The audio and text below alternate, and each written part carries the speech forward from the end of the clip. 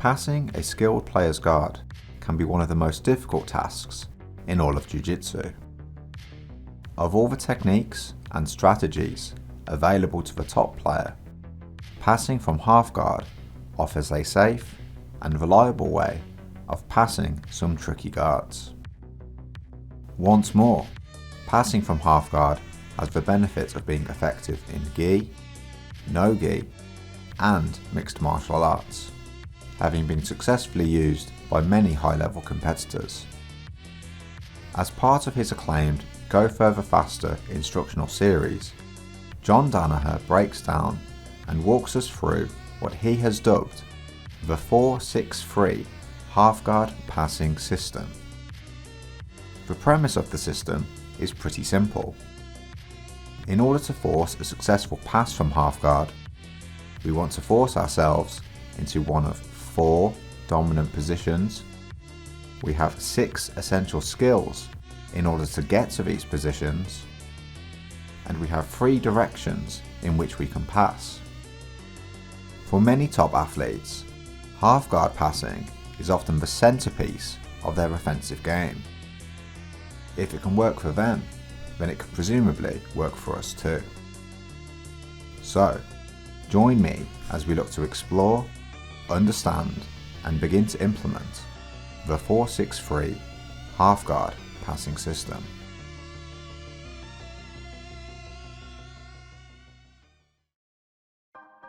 The first skill in the 4-6-3 system is forcing the opponent into a half guard position. It seems a bit silly. Of course we need the opponent to be in half guard so we can use our half guard passes. The main issue is that clever opponents will do their best to avoid being put in half guard. In the context of some MMA and Jiu-Jitsu rule sets, the opponent may not even want to stay on the ground at all. To avoid unnecessary confusion, I'm going to make a distinction now between half guard and butterfly half guard. Passing butterfly half guard is a different skill set, and we will address this later in the video. The skill of forcing half guard is less about landing in a flush chest-to-chest passing position, and more about removing the options of an opponent by preventing them from entering any other guard. Instead of having to deal with skilled opponents entangling our legs and whizzing around us like some form of spinning top, it would be much more preferable to bolt our opponent to the floor and impose our half guard passing upon them. Good guard passing stems from an ability to stay on top. By avoiding being submitted or swept, we have many opportunities to funnel our opponent into half guard. Most opponents will not put themselves into half guard willingly. Instead, it is a position they will accept if it means they can avoid conceding mount or side control. As a result, the best method of forcing yourself into half guard is often by moving there off other failed guard pass attempts, or by moving there from already advantageous positions. Anyone who has seen John's Go Further Faster guard passing series will note that John has 4 staging positions that he likes to utilise before launching guard pass attempts. A more practical application of how we can force half guard can be observed through his students. The whole new wave approach to passing the guard is a variety of methods, from outside passing, pommel passing, and body lock passing, to getting around an opponent's dangerous legs. If any of these methods of passing fail, then forcing ourselves into half guard is a handy backup of failed passes. For examples of this in action, we can see Gordon Ryan using some fancy footwork to enter half guard in his matches against Jacob Couch and Roberto Jimenez. Nick Rodriguez was also able to pass Felipe Pena at ADCC 2022 by using his body lock to force Felipe into chest-to-chest half guard. Even Marcelo Garcia was known to use similar entries to enter the position. We don't even need to enter half guard from top position. There are plenty of opportunities to enter off sweeps, reversals, and scrambles. Of course, landing in chest-to-chest half guard would be ideal. However, it's not the most realistic scenario. Any opponent worth their salt is going to be trying everything to put barriers in the way to stop us from getting to our preferred half guard passing positions. There are many positions that can be classed under the umbrella of half guard, and we're going to look at some of them now. Whilst trying to force ourselves into half guard, it's very likely that the opponent will use frames and try to stop us. In some instances, they may try to move into a different position entirely. The three barriers that John identifies in his passing series are knee shields, lockdowns, sometimes referred to as a scorpion, and deep half guard. The knee shield is ultimately the best and most popular method to prevent an opponent from achieving chest-to-chest contact. Athletes trying to pass in the gi will have to deal with the added frustration of grips on the jacket, to frame and off-balance us as we pass.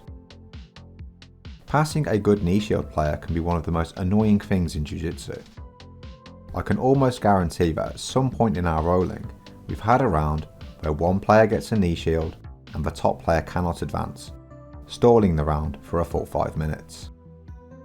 The trick to defeating the knee shield is to recognise its weakness. The top leg is the leg that offers the most resistance to a guard pass. The top leg can frame us away, either at the hip, shoulder, or variations of lasso. While the top leg offers the most resistance, it's actually the bottom leg that keeps us in guard. If we can beat the bottom leg, then we can put severe tactical and passing pressure on our opponents. For opponents using upper body grips, we're going to make a calculated decision to beat the legs first and deal with an opponent's upper body grips later. The knee shield is fantastic for pushing an opponent away, but unless the opponent has the knee on the floor, it's not well suited for bringing an opponent closer to the guard. It also becomes drastically less effective if we can make the guard player's knees face the ceiling. To solve these problems, it is highly recommended for us to keep our knees off the floor when passing. Once our knees are off the floor, we need to stop the opponent's ability to move us around by anchoring to our opponent. Thankfully, we have a variety of methods that enable us to do this. In a gi, we have the ability to latch onto our opponent's lapel. For no gi, we can adopt variations of split squat and tripod postures. After we've achieved some stability, we can begin working some attempts to pass the bottom leg and work around the opponent's knee shield. Everyone's going to have their preferred way of working here. However, this is a great opportunity for sprawling methods, leg weave passes, or simply pommeling our bottom foot. From a tactical perspective, there's a growing trend in the current metagame of simply not passing the knee shield. The idea is to put our weight on our opponent's frames and camp in the position. The same way a sniper would camp in position in a Counter-Strike match, we're going to simply hang out on top of our opponent's frames. The goal here is to make the opponent tired over time while we exert little energy maintaining our balance and posture. After all, it's much easier to pass and submit an exhausted opponent than a fresh one. While the knee shield may be the most popular option, two other options that we are likely to encounter are lockdowns and deep half. Given how popular 10th Planet Jiu-Jitsu is, the chances of running into a lockdown are quite high. The lockdown does not prevent chest-to-chest pressure, however it does reduce it. Just like the knee shield, the lockdown prevents us from moving forwards, but it does not prevent us from moving away. There are a variety of options to clear the lockdown. We can utilise the shoelaces of our free foot to wedge under our opponent's knee.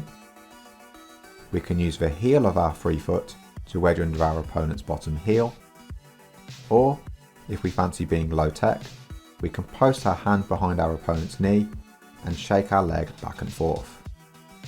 For dealing with deep half guard, there are a couple of options at our disposal. Our opponent will want one of our knees posted and the other elevated. If we're early enough to dig for an underhook, then this will give us access to triangles and kimuras. But if we're being honest, good opponents will prevent us from getting an underhook by hiding their arm underneath our legs. Instead, our goal should be to change our leg configuration. By posting our hands to the floor, we can swap our elevated knee to the floor and elevate our posted knee, ending up in a semi-split position. Fans of Marcelo Garcia will recognise this as an entry into his leg over pass, as he would often bait opponents to pull him into deep half guard before countering with the pass. If we're super early reading an opponent's reaction, or if the opponent tries to enter deep half without setting it up properly, just know that a good crossface can kill off any potential danger before it happens. Now that we've addressed the most common barriers to entering half guard, it's time to look at what to do once we've achieved our first look at chest-to-chest contact. The easiest time to escape a pin is when the opponent is in transition and is trying to stabilise. It would be incredibly annoying for us to go through all the hard work of passing an opponent's legs, only for them to pop out and re-guard as soon as we try to solidify the position. Our first priority once chest to chest is to shut down our opponent's attacks. We want to shut down any underhooks, knee levers and elbow escapes before they occur. Only once that has been achieved should we look to upgrade our position and continue to pass. John breaks this down into two positions. First, the fundamental gripping stance, followed by the fundamental starting position. The fundamental gripping stance is the position we should first aim for when entering chest-to-chest half guard. Our free leg should have our knee in the opponent's armpit, with our shin along his body. Our trapped leg should have our foot hidden underneath us, with our knee underneath our opponent's tailbone. It is this initial stance to take before grip fighting. There are many grips we'll be looking at in the next section of the video, but for now the goal is to upgrade from the fundamental gripping stance to the fundamental starting position. By turning our free knee towards the opponent's hip, we shut down the elbow escape. By establishing a crossface and walking our opponent's far hip to the floor, this will keep them flat, negating the underhook. This doesn't need to be a good crossface either, as we can always upgrade to a better one later. Our inside knee should also come off the floor to prevent knee levers and off balances. With the fundamental starting position now achieved, we can move on to the next step of half guard passing. The fundamental starting position is a great position to solidify our grips and really begin to put pressure on our opponent by moving on to fully immobilizing the opponent's head and shoulders, our next topic. For my friends, everything. For my enemies, the crossface. The main mechanisms that we're going to use for pinning an opponent's head and shoulders to the mat are variations of crossfaces and underhooks. There are many different types of crossfaces and underhooks, each with their own pros and cons. And if we want to be masters of half guard passing, it's important that we become effective at all forms of control. Ultimately, the crossface is a powerful grip, and if we're going to be using it frequently, it's important that we do it correctly. The crossface is so strong that you can get away with doing it badly. However, as we get higher and higher into the sport, and our opponents become more and more skilled, the more a good crossface will be required. The goal of the crossface is to turn the opponent's jaw away from us. By placing our middle finger into the opponent's armpit and bringing our shoulder to our hand, we can increase crossface pressure by placing our own head down on the floor. A good crossface does not need us to drive our arm into the opponent. By walking our own hips behind our shoulder, the pressure comes from our body position and structure. Even if the opponent has an underhook, an effective crossface can shut down the opponent's ability to use it completely. If the crossface is a powerful grip, then the lapel crossface can only be described as overpowered. If we happen to be operating with the luxury of a jacket, we can upgrade our basic crossface to a lapel crossface. By feeding the lapel to our crossface hand, we can grip up and hide our thumb under the opponent's lat muscle. The perk of this grip is that it allows the lapel to act as an underhook, giving our free hand the opportunity to assist with other tasks. If the lapel crossface is unavailable, we have the option of scapular crossfaces. These are typically associated with overback grips, utilised in long step guard passing. However, they have their place within our study of crossfaces. Our elbow is a little more shallow, however it still affords great control with our fingers locked into the cloth of our opponent's gi. A common response an opponent will give when we try to establish a crossface or an underhook is for them to frame our neck. In this instance, we may be inclined to use a style of crossface called the half katagatame. A favourite of Roger Gracie, by posting on the opponent's elbow, we can bring our head to the floor and apply extremely large amounts of pressure. It should come as no surprise that the half katagatame combines extremely well with the lapel crossface. Whilst crossfaces are extremely useful to stop opponents from turning into us, we need alternatives should an opponent be skilled at blocking our crossfaces. One such option is the reverse crossface. If the regular crossface stops an opponent turning into us, reverse crossfaces prevent our opponent from moving their head away. The final crossface we're going to discuss is the head block. We don't have to use our arms against our opponent's head and shoulders. Sometimes we can use our own head to do so. The head block does require an underhook and a little bit of care before we can use it, but we'll look at that shortly. Some of the crossfaces we've mentioned have the luxury of being able to control the opponent with one hand. This will leave our non-cross-facing arm free. However, if we don't have a jacket, or if we're up against a tough opponent, we'll most likely want to use that free hand operating as some form of underhook. We have a few options for underhooks as follows: far side, near side, or if we abandon the crossface, we can go for double underhooks. The far side underhook is mostly a preventative measure, i.e., if we have a far side underhook, it prevents our opponent from having an underhook. If we combine the far side underhook with a crossface, we can connect our hands together, creating a new grip, the top, head and arm. We can reinforce this grip by bringing our head to the floor for base. If the opponent blocks our crossface, this is when we would combine our far side underhook with a near side head block. If we can obtain a near side underhook, potentially due to our opponent trying to sit up into us, then we have the options of combining this with a far side head block or by going for double underhooks. Always remember that we want to use our head blocks on the opposite side to our underhooks. With all our grip configurations now discussed, it's time to move on to the next subject, and that's how to free our trapped knee and really begin to solidify our pass. The goal of freeing our trapped knee is very simple. We're going to move from one of the grip positions established in the previous section into one of the 4 dominant positions outlined at the start of the video. There are a variety of methods that we can use to free our knee.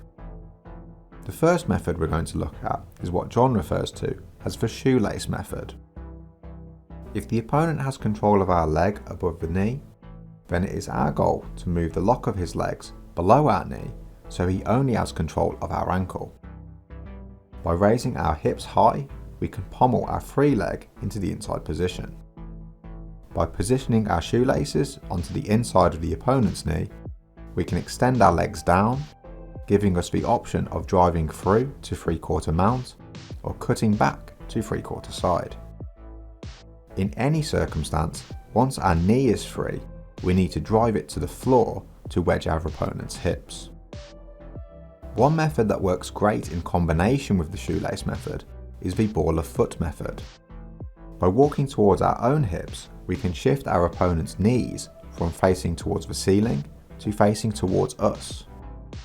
Once our opponent's knee is on the floor, we can wiggle in our toes and extend the ball of our foot against the opponent's calf muscle.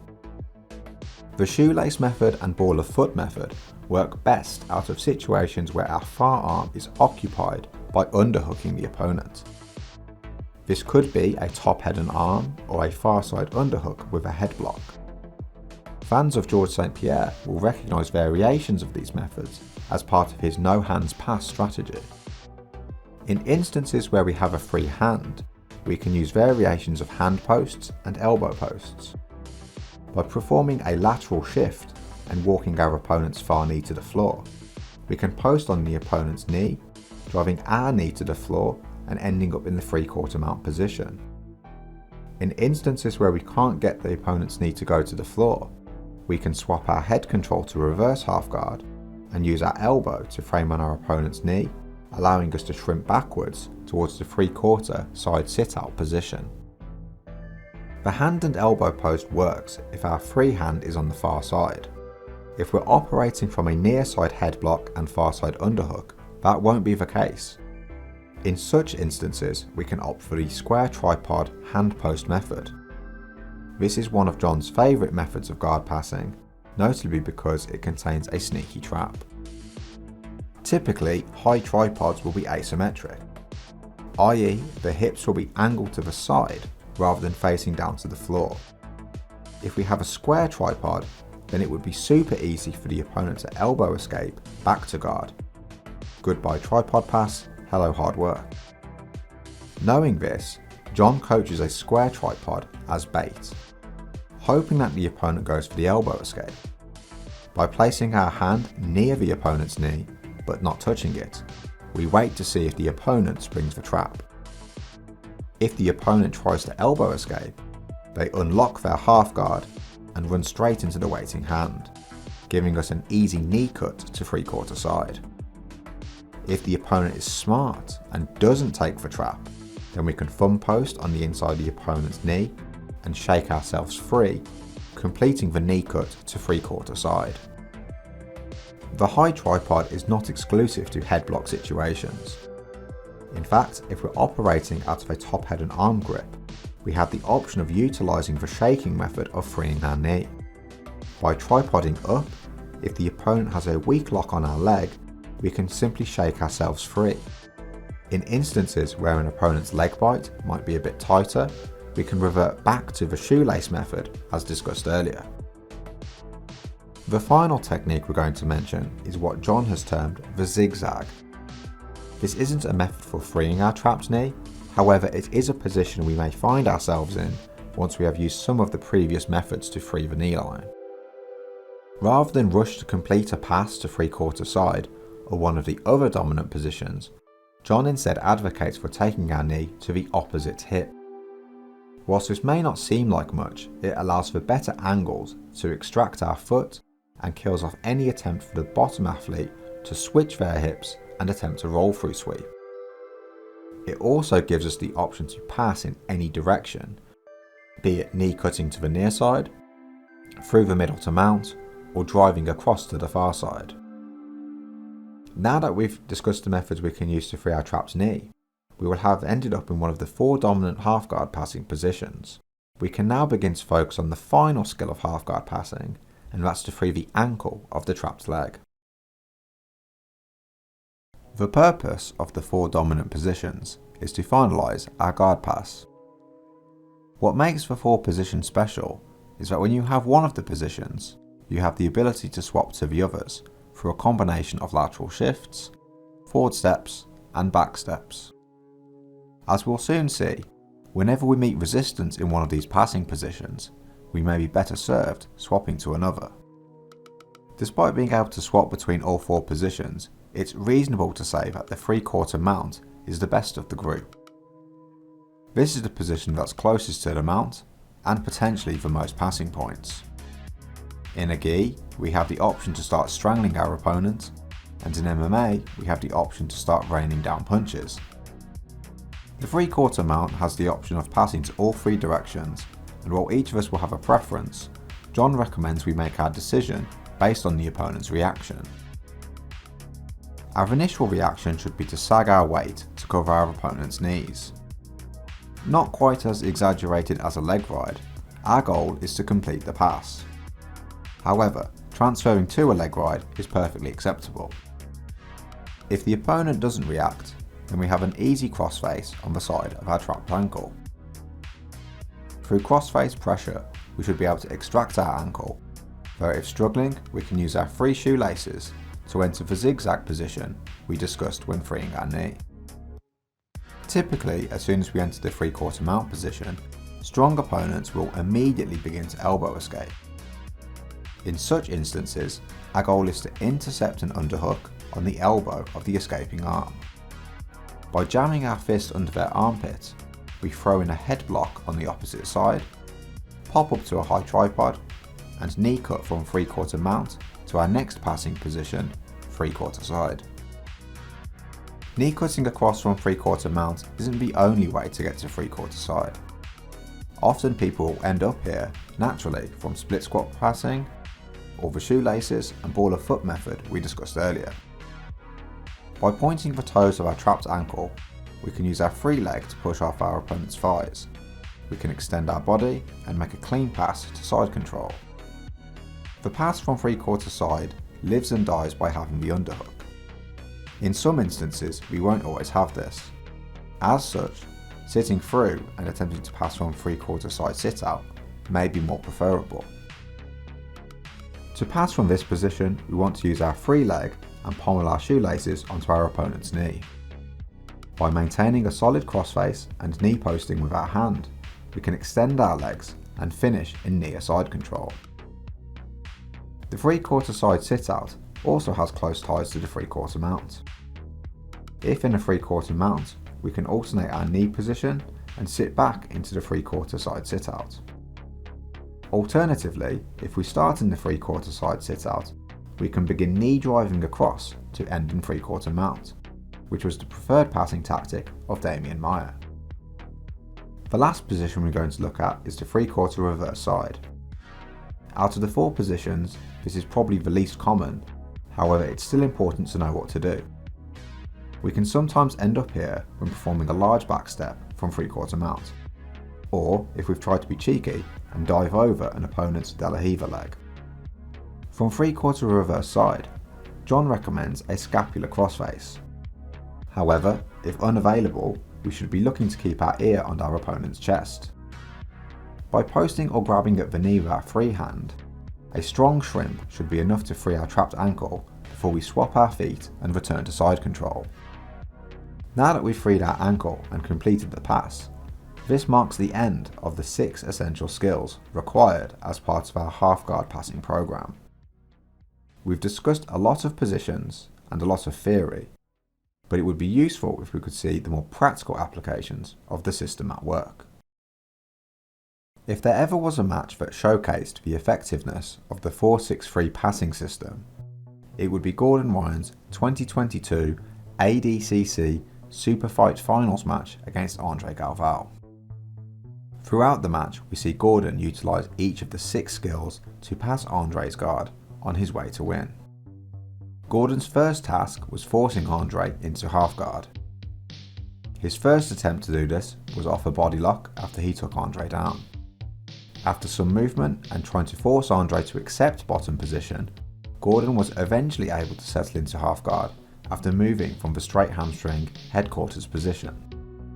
Like any skilled athlete, Andre wasn't going to let Gordon settle into half guard without a fight.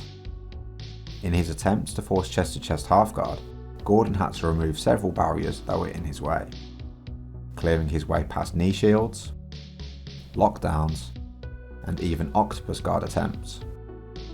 Gordon was able to stabilise the position and win the grip fight by utilising the fundamental gripping stance and the fundamental starting position. Gordon was able to control Andre's head and shoulders through use of a top head and arm. When he elected to free his knee, we see him opt for the hand post and walk Andre over into 3/4 mount. When it came time to extract his foot, Gordon took a near side underhook and encouraged Andre to turn. By making a last ditch effort to turtle, Andre could prevent Gordon from achieving points by turning away. This gave Gordon the space to complete the pass and begin taking Andre's back. The Gordon vs Andre match was a great passing of the torch moment, and as we've seen, was a great showcase of the 4-6-3 system which we have been championing. But are there any examples of the 4-6-3 method not working? Are there any situations when passing half guard where the 4-6-3 wouldn't be advised? What should we do then? At the beginning of the video, I made the distinction between half guard and half butterfly guard. Passing butterfly half guard is a whole different skill set, and we will address this now. The methodology we will use to pass the butterfly half is fundamentally different than the 4-6-3 system. We can still utilise the skills we learned while trying to pass a conventional half guard, however the application of those skills may look a bit different. Instead of forcing an opponent into half guard, we find ourselves in the half butterfly position. This could be because we forced ourselves here, or if while trying to implement the 4-6-3 method, the opponent pommeled in a butterfly hook. The butterfly hook presents much more of a challenge than your typical half guard barrier. If not navigated carefully, our opponent can begin elevating us in multiple directions. Even worse, they can use that elevation to sweep us, upgrade their grips, or enter our legs. Fortunately, we have a couple of options for dealing with the butterfly hook. If we can spot it early, we can reach down with our hand and simply pull it out, forcing the opponent to move to a knee shield style position. With the knee shield in place, we can simply revert back to the 4-6-3 system we've already studied. If pulling out the hook is not an option, our first task is to angle our body and hips to negate the hook's effectiveness and our opponent's ability to off-balance us.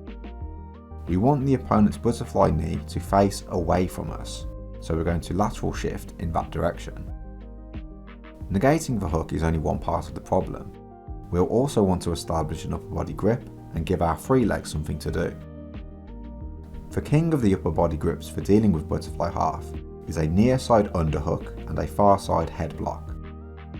Other grips are acceptable, however it is highly recommended to utilise a crossface combination that gives us the luxury of a free hand and our head on the floor for base. For configuring our free leg, it can be in a variety of positions. For instance, we can grapevine the opponent's leg if they post their inside leg to the floor, or we can hide our heel underneath their hamstring.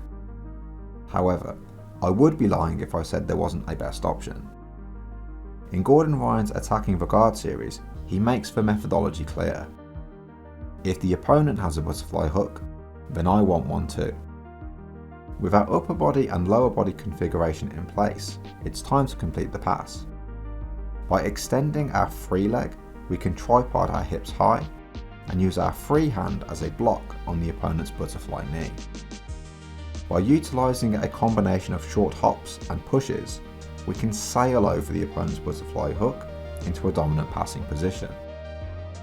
If we used our free leg as a butterfly hook, we'll end up in 3/4 mount, for which we can go immediately back to our 4-6-3 passing methodology. If we use a grapevine or a hook, then we'll end straight up in mount, ready to attack. We've now come to the end of our half guard passing study, having effectively looked at the 4 dominant positions, 6 essential skills, and 3 directions of passing. While it may take a bit of time to implement the skills we've discussed, hopefully we have a greater sense of recognising where we are in the passing process and what task we should be trying to do. The system gives us useful attacking tools and tactical considerations. With 3 passing directions and 4 dominant positions, we can ask ourselves, where do we want to end up when finishing the pass? We can attack from our good side control side, or we can end up in mount with underhooks already in place. We can also use it as a means of point farming and putting more weight on our opponent. In fact, one of the ideas explored by Gordon and his crew is the idea of backtracking. This is where we move ourselves out of mount or side control back into half guard as a means of camping and occupying our opponent's frames, knowing we can continue to pass as our opponent burns energy. There are plenty of athletes who utilise half guard passing methods that we can study. In fact, at the start of his instructional series, John highlights several athletes that he considers the best half guard passers to focus on. BJ Penn, George St. Pierre, Jake Shields and Damian Maia for MMA, Roger Gracie and Rodolfo Vieira for gi, and Gordon Ryan for no gi. The 4-6-3 system, when applied correctly, will provide the bedrock of a serious pressure passing game. Hopefully, after watching this video, you can begin to make it the bedrock of your game as well. Thanks for watching. If you enjoyed the video, please consider subscribing. To support the channel, please know that watching my videos is enough, but if you feel the need to contribute, you can become a member or leave a donation on each video. Alternatively, you can use my discount codes if you want to score some sweet merchandise. If you don't want to spend any money and just want to say hey, feel free to reach out to me on my socials. I'll see you in the next video. Cheers.